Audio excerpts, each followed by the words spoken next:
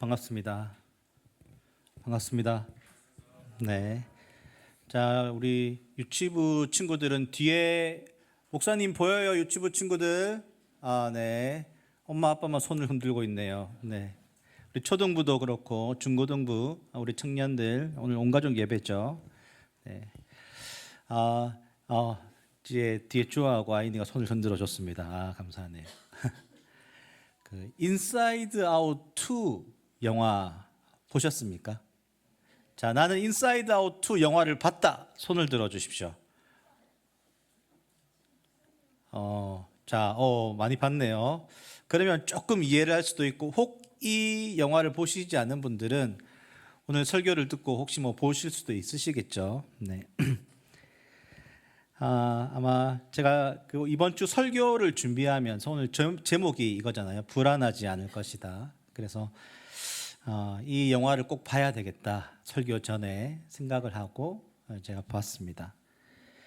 이 영화 자체가 그 사람 안에 있는 감정들을 인격화해서 이제 여러 가지 감정들이 그 사람의 상황들을 이렇게 대변하고 있는 영화죠. 근데 이제 국중 라일리가 이제 인사이드 아웃 2에서는 이제 막 사춘기에 접어든 여자아이입니다. 그러니까 한 13살, 14살. 지금으로 치면은 한 중1, 2쯤 되겠죠.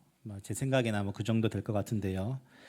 그 1편에서 등장하지 않았던 감정들이 딱 등장합니다. 언제 등장하는 줄 아십니까? 자, 우리 언제 등장하지? 우리 초등부? 언제 등장하죠? 영화 시작할 때 아닌데? 언제 등장하죠? 예고편. 정말 너희들. 좋습니다. 이게 뭐죠? 이게 그 아이에 대한 이 뭐라고 하죠? 이 단추를 누르고 막 이런 이제 그 스테이지 같은 이게 있는 계기판 같은 게 있는데 옆에 사이렌이 울립니다. 어떤 사이렌이냐면 사춘기라는 사이렌이 울립니다. 빨간 사이렌이 사춘기가 윙윙 울리면 그때 갑자기 그동안 등장하지 않았던 감정들이 막 등장합니다. 한 4-5개의 감정이 등장하는데 그 중에 이번 인사이드 아웃 2의 영화의 그 감정의 가장 대표적인 감정이 뭐죠? 불안입니다. 불안입니다. 네. 이 불안이가 이제 이 영화의 어떻게 보면은 가장 포인트인데요. 근데 이제 이 영화를 보면서 제가 개인적으로 가장 인상 깊게 남은 대사가 있습니다. 여자아이 라일리가 말하는 게 아니고 이제 기쁨이가 상황들을 이제 그 상황에 대해서 이야기를 하는데 이렇게 이야기합니다. 불안이를 멈출 수가 없어. 어른이 된다는 것이 이런 건가 봐. 기쁨이 줄어드는 거. 자, 이 딱 대사가 여러 가지 생각을 하게끔 만들었습니다. 다시 말씀드릴게요. 불안이를 멈출 수가 없어요. 불안이를 멈추려고 하는데 도저히 멈출 수가 없는 거예요. 그러면서 어른이 된다는 게 이런 건가 봐. 사춘기 아이니까 기쁨이 줄어드는 거. 여러분, 사람이 자라가면서 커간다는 것이 기쁨이 줄어들고 불안이 늘어간다는, 여러분은 어떤 것 같습니까? 틀린 말인 것 같습니까? 아니면 맞는 말인 것 같습니까? 맞는 것 같습니다. 너무 슬픈 말이죠. 우리 이제 한번 초등부 친구들은 아직 나에겐 기쁨이 훨씬 많다. 자, 나에겐 불안이 더 많다. 기쁨이 많다. 우리 해보자. 우리 초등부 친구들, 나는 기쁨이 아직 많다. 오, 역시. 자, 나는 불안이 많은 것 같다. 아하, 우리 초등학교 6학년 중1 이제 딱 넘어가죠. 기쁨에서 불안으로 넘어갑니다.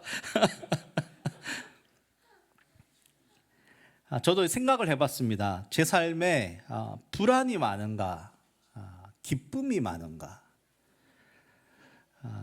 제 가족들과 있을 때 제가 억지로 이제 기쁨을 만들어내게 하기 위해서 제가 아재 개그를 할 때가 있습니다. 네. 아이들은 별로 안 좋아하더라고요. 여러분 요즘 이 불안이라는 단어는 가장 많이 쓰여지고 또 우리가 아주 많이 접하는 단어이기도 하죠.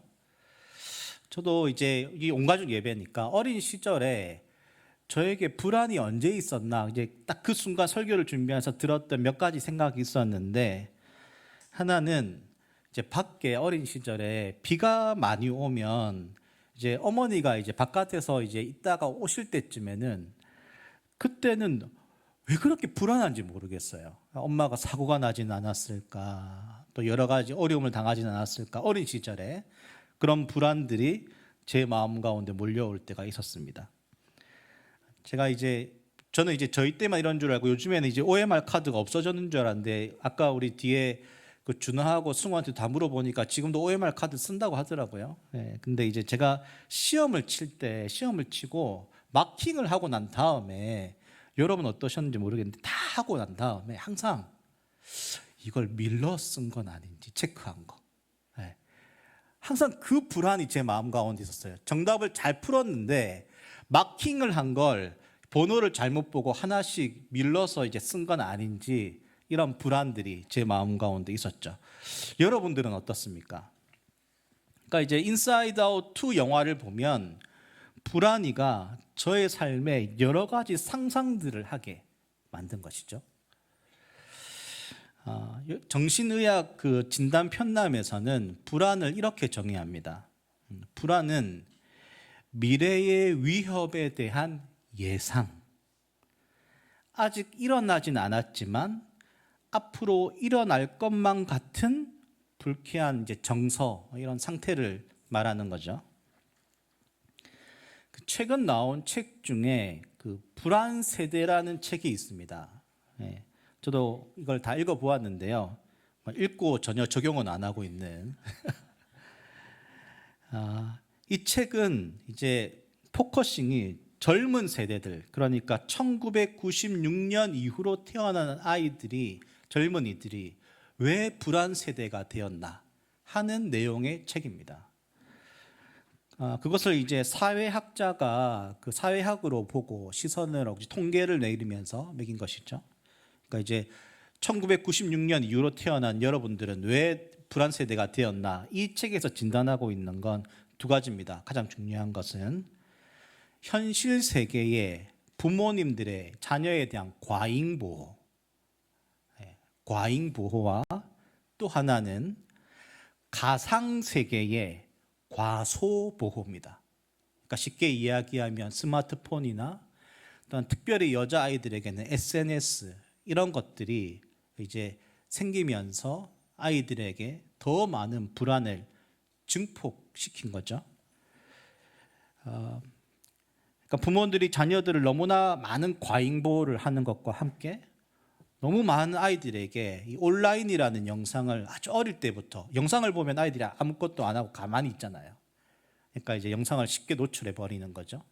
그리고 SNS나 이런 것들을 초등학교 때, 중고등학교 시절부터 하는 것이 왜 문제가 되는지. 그래서 실제로 인스타그램은 이제 그걸 이제 이 아시아권은 아닌 유럽 쪽에는 이미 이제 그 나이 제한을 걸어버렸습니다. 네. 그런 여러 가지, 이것이 실제로 아이들에게 불안을 증폭시키는 중요한 이유가 되고 있다. 이 책은 여러분들이 한 번쯤은 읽어보면 좋겠다라는 생각은 듭니다. 근데 여러분, 이제 오늘 제가 이제 불안에 대해서 이야기를 쭉 해왔는데, 지금 세대만이 꼭 그런 것은 아닌 것 같습니다. 오늘 본문 속에도 이 불안 세대가 나옵니다. 오늘 읽은 이사야서 28장 14절부터 15절은 그 남유다의 지도자들에 대해서 이야기를 하고 있는 건데요. 이 남유다 지도자들은 하나님이 선지자들을 통해 주시는 말씀을 아주 가볍게 여겼습니다. 아수르로부터 계속해서 위협을 당하고 있었고 언제 침략할지 모르는 불안한 상황 가운데 있었던 거죠. 그런 불안한 상황 가운데 이제 우리가 불안을 이제 넘어가야 되니까 어떻게 할까 선택을 하게 되었는데, 그 선택이 옆 나라인 애굽, 그러니까 곧 이집트와 조약을 맺는 것이었습니다. 이집트를 의지해서 조약을 맺는 것이었는데, 그 조약에 대한 내용이 오늘 본문에 등장합니다. 우리 세 번역으로 15절 말씀을 우리 같이 한번 읽어보도록 하겠습니다. 시작. 우리는 죽음과 언약을 맺었고 수월과 협약을 맺었다. 거짓말을 하여 위기를 모면할 수도 있고 속임수를 써서 몸을 감출 수도 있으니 재난이 닥쳐와도 우리에게는 절대로 미치지 않는다. 당시 이집트의 신 중에 오시리스라는 신이 있었습니다. 이 신은 죽은 자의 사후 세계를 이제 하는 신이었는데 죽은 자의 심판을 담당하는 신이었습니다. 그렇기 때문에 남유다가 이집트와 조약을 맺었던 건 아까 죽음과 언약을 맺고 수월과 협약을 맺었다고 되어 있었죠. 이것은 남유다 지도자들이 당시 오시리스라는 신, 이방 신이 보증을 맺은 언약을 맺은 것입니다. 결국 하나님을 따르던 나라가 우상을 의지하게 된 것이죠. 하나님이 아브라함 때부터 주셨던 언약, 약속은 아무렇지도 않게 여기고 애굽의 신 오시리스가 세운 언약은 그들의 어떤 재난이 와도 미치지 않을 것이라는 이 고백은 하나님이 보시기에 아주 가증스러운 고백이었던 것이죠. 결국 하나님은 그런 남유다를 심판하십니다. 오늘 18절과 19절인데요. 우리 같이 한번 우리 세 번역으로 한번 읽어보겠습니다. 시작.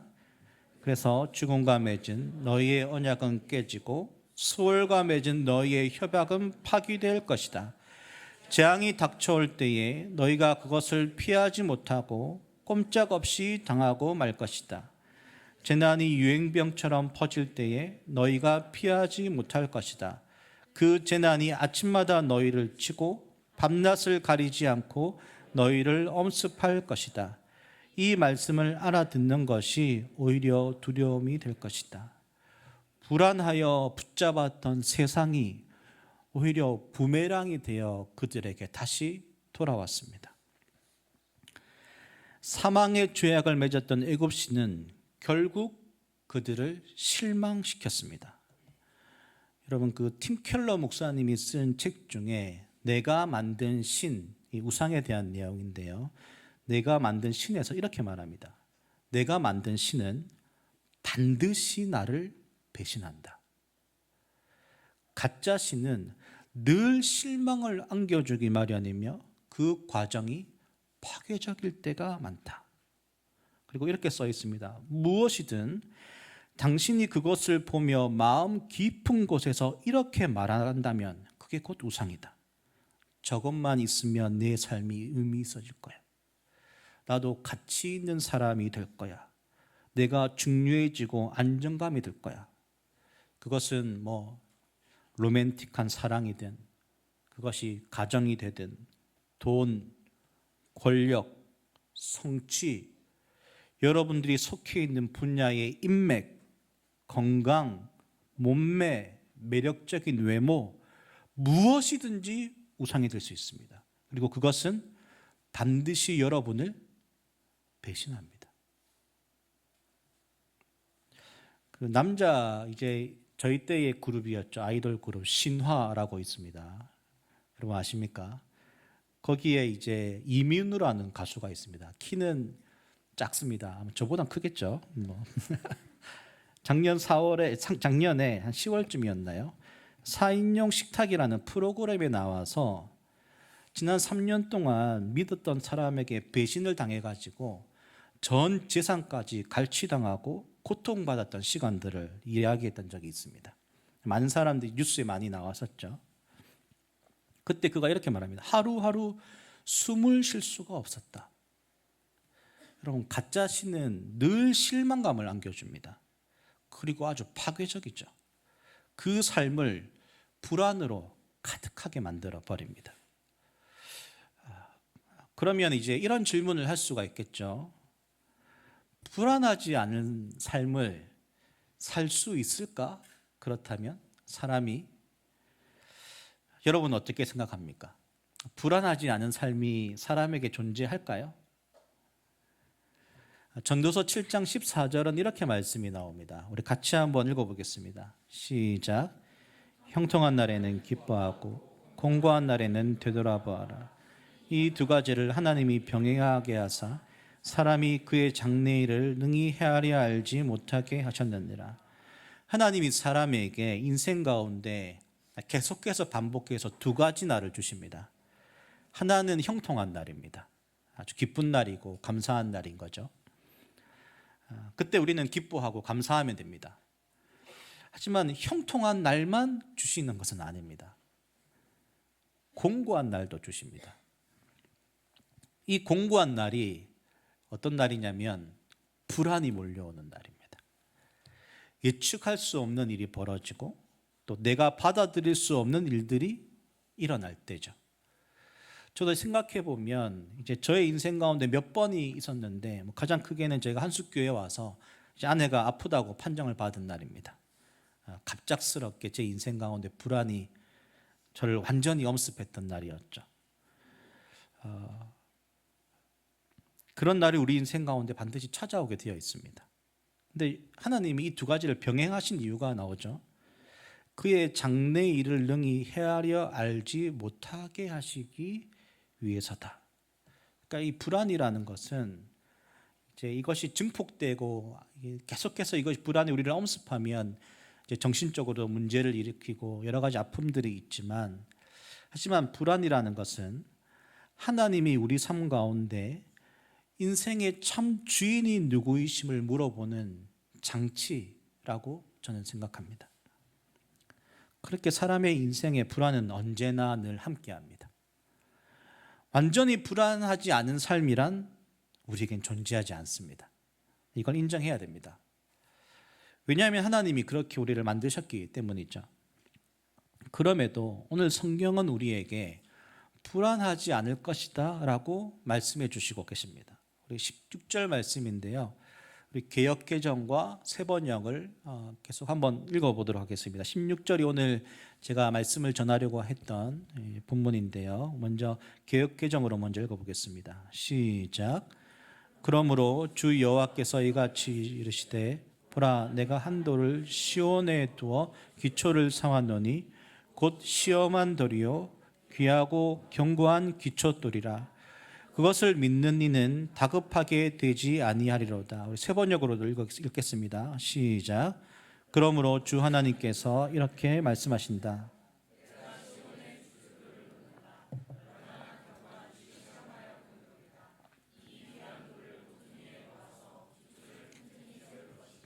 이것을 의지하는 사람은 불안하지 않을 것이다. 아멘. 여기서 우리는 한 돌, 세 번역에서는 주춧돌, 이것을 어디에 두었다라고 하죠? 시온에 두었다. 시온이라는 곳은 예루살렘 내의 남서쪽에 위치한 산입니다. 그런데 이곳이 하나님의 법궤가 오면서부터 시온은 이스라엘의 중심지가 되었습니다. 특별히 이 시온이라는 단어에 여러 가지 의미가 있지만 그 중에 가장 대표적인 의미가 하나님께서 거하시는 곳, 곧 하나님의 임재를 말하는 것입니다. 그렇기 때문에 불안하지 않기 위해선 첫 번째, 시온에 우리의 인생의 기초를 놓아야 됩니다. 여러분에게 예배란 어떤 시간입니까? 그리고 예배하는 장소 어떤 곳입니까?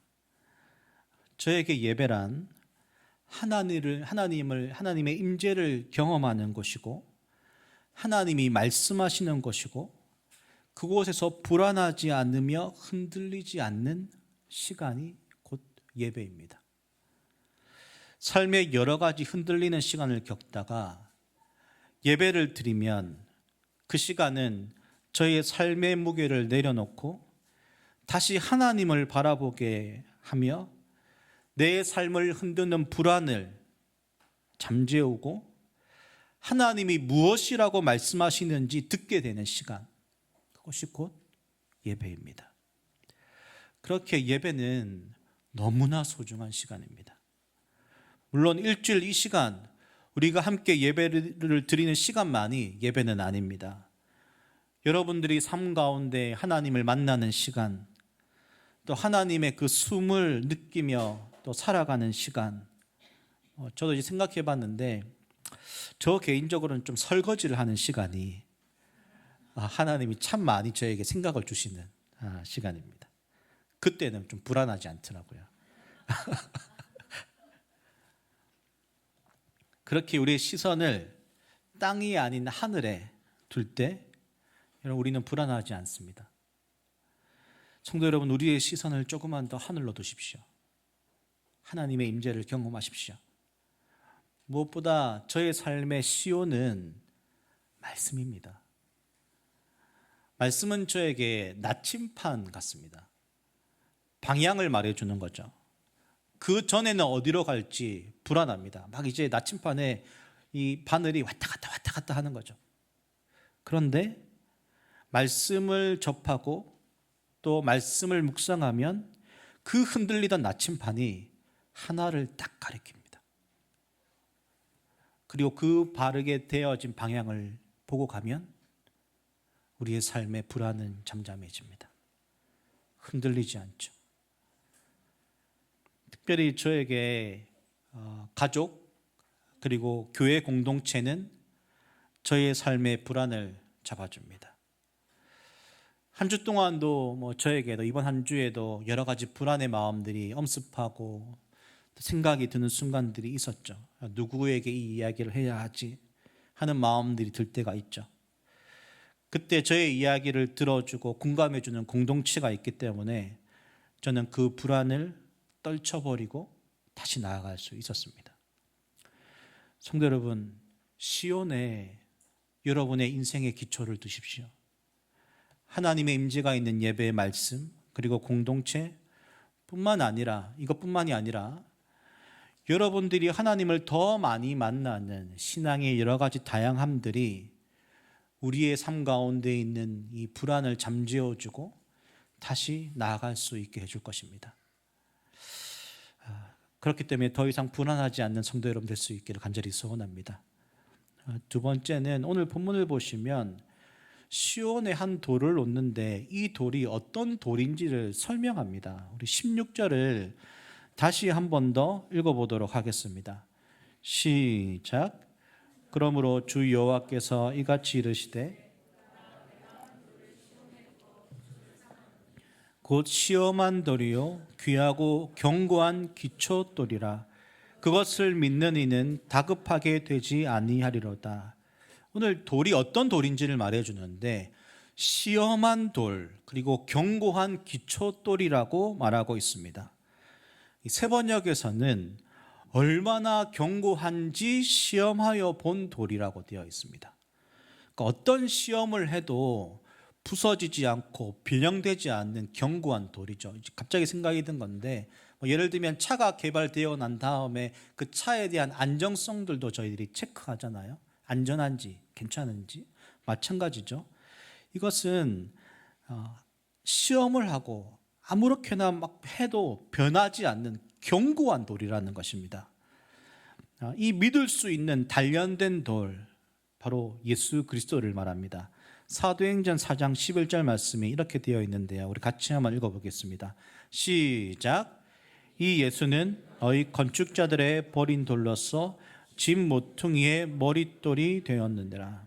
바로 이 기초돌, 이 돌이라는 단어의 원어가 뭐냐면 모퉁이라는 의미를 가지고 있습니다.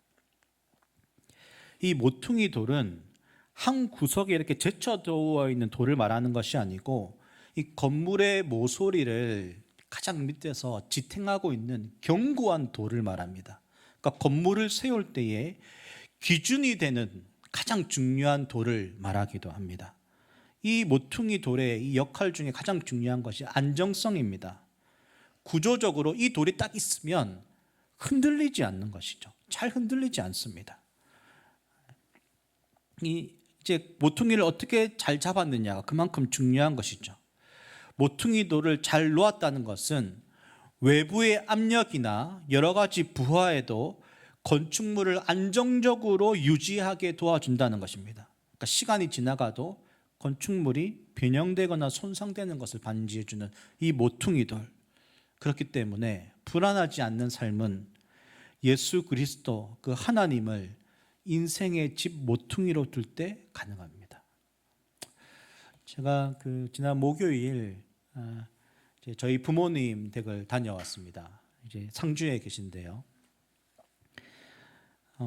이제 저희 아버지는 이제 어린 시절에 이제 이번에 제가 다시 한번 아버지에게 질문도 하고 물어보고 했었었는데 아주 어린 시절, 그러니까 초등학교가 들어가기 전에 이제 저에겐 할아버지죠. 할아버지 돌아가셨습니다. 그리고 어머니는 다른 분과 이제 결혼을 하시고 그래서 아버지께서 홀로 동생 둘을 양육했죠. 그래서 누구보다 가정에 대한 책임이 아주 강하신 분이십니다. 그래서 자식에 대한 사랑과 마음도 많으시죠. 감사하게도 어린 시절에 그래서 이제 동생들과 이제 다른 이제 고아원으로 가서 그곳에서 근데 그곳이 교회 안에 있었어요. 신앙을 가지게 된 것이죠. 어린 시절부터 신앙을 가져왔고 또 저에게도 또 믿음의 유산을 물려주셨죠. 그럼에도 자식이 이 자녀가 아버지에게 삶의 기초 모퉁이 돌인 순간일 때가 참 많았다는 생각이 좀 들었습니다. 그것은 지나온 아버지의 삶을 되돌아보면 충분히 이해가 되는 거죠. 그러니 자식에게 서운한 마음이 들거나 또 가끔 아주 미운 마음이 들 때가 되면 그 마음이 불안하고 잠이 오지 않고 또 힘들어하시는 모습들을 저도 종종 발견하곤 합니다. 어쩌면 부모로서 그런 마음을 가지는 것은 당연하다 생각은 듭니다. 그리고 이것은 우리 모두가 가지는 또 마음일 수도 있다고 생각이 듭니다. 하지만 성도 여러분, 그리스도인은 예수님을 우리의 인생의 모퉁이돌, 기초로 두어야 됩니다. 왜냐하면 그것은 모든 시험을 통과한 돌이기 때문입니다. 어떤 것에도 변함이 없습니다. 언제나 신실합니다. 모든 것을 견디고 또 견고한 모퉁이 돌입니다. 그 기초가 다른 것은 흔들리지만 이것은 흔들리지가 않습니다. 그렇기 때문에 불안해할 필요가 없습니다. 그곳에 우리의 인생의 집을 지어야 됩니다. 저 또한 설교를 준비하면서 생각해 보았습니다. 되돌아보면 언제나 불안한 저의 삶에 크게 흔들리지 않았던 것은 견고한 돌 위에 인생의 집을 하나님이 지을 수 있도록 이끌어 주셨기 때문입니다. 그렇기 때문에 크게 흔들릴 문제 앞에서도 하나님은 저를 붙잡아 주신 것이죠. 그걸 이제 다른 말로 되돌아보면 그건 은혜입니다. 다른 단어가 설명이 안 됩니다.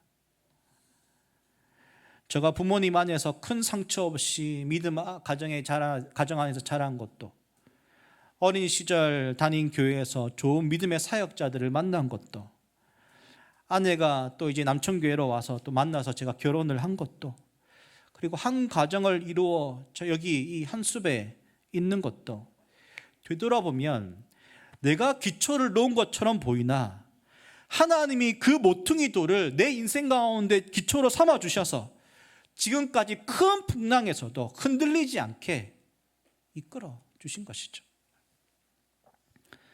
성도 여러분의 삶들도 그럴 것이라 생각이 듭니다. 우리 인생의 모퉁이 돌이 예수님이 되어 주셨고 우리는 지금도 그 기초 위에 우리의 인생의 집을 지어야 할 것입니다. 성도 여러분, 그렇기에 불안하지 않을 것입니다. 여러분의 인생의 모퉁이 돌이 예수님이라면 불안해하지 마십시오. 하지만 인생의 기초, 이 모퉁이 돌이 예수님이 아니라면 그것이 내가 사랑하는 재물이든 성공이든 다른 세상의 무엇이라면 그 기초는 여러분을 반드시 배신할 것이고 그 무너짐은 아주 고통스러울 것입니다. 그렇기 때문에 우리는 반드시 예수님을 우리의 인생의 기초로 삼아야 되는 것이죠. 특별히 고린도후서 5장 15절은 이렇게 이야기하고 있습니다. 우리 같이 한번 말씀 읽어보겠습니다. 시작.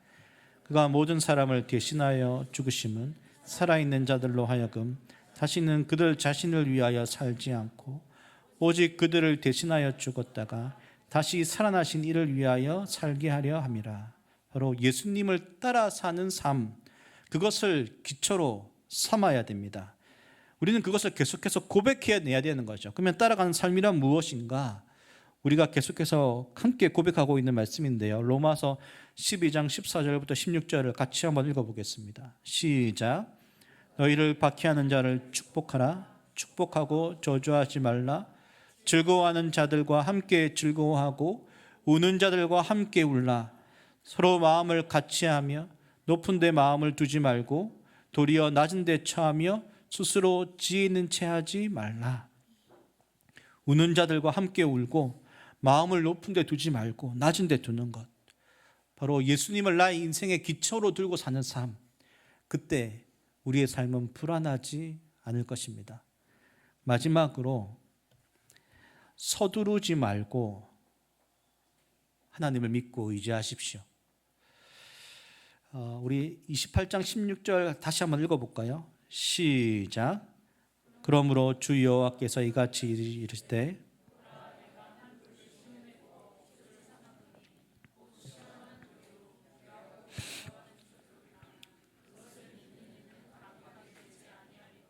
여기서 다급하다라는 단어는 원어로 서두르다, 재촉하다라는 의미를 가지고 있습니다.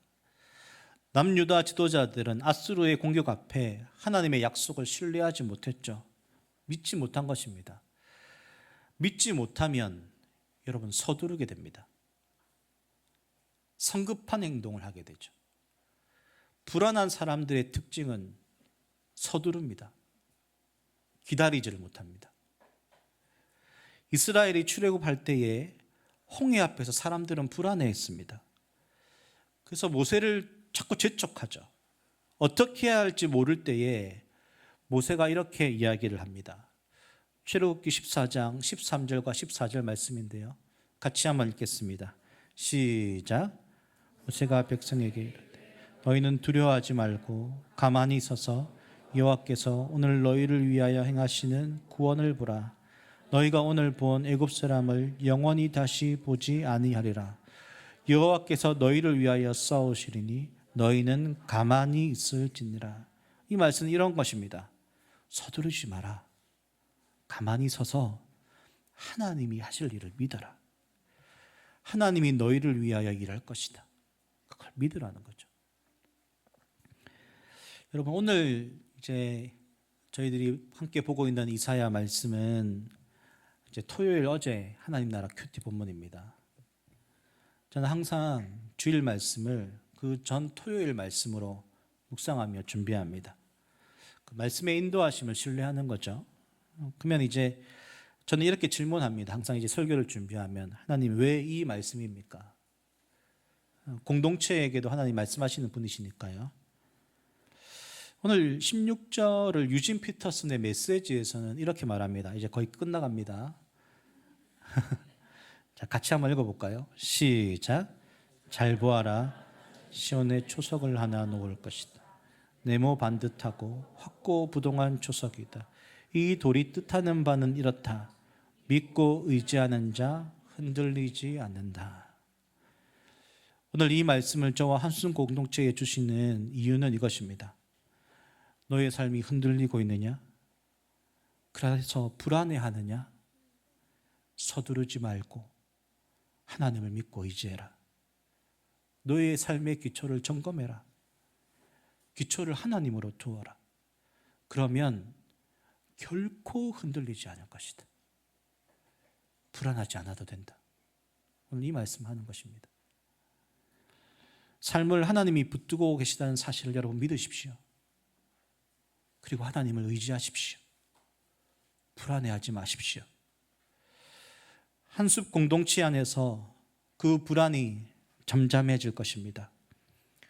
세상의 불안이 다시 예배와 공동체를 통해 잠잠히 일하시는 하나님을 발견하게 될 것입니다.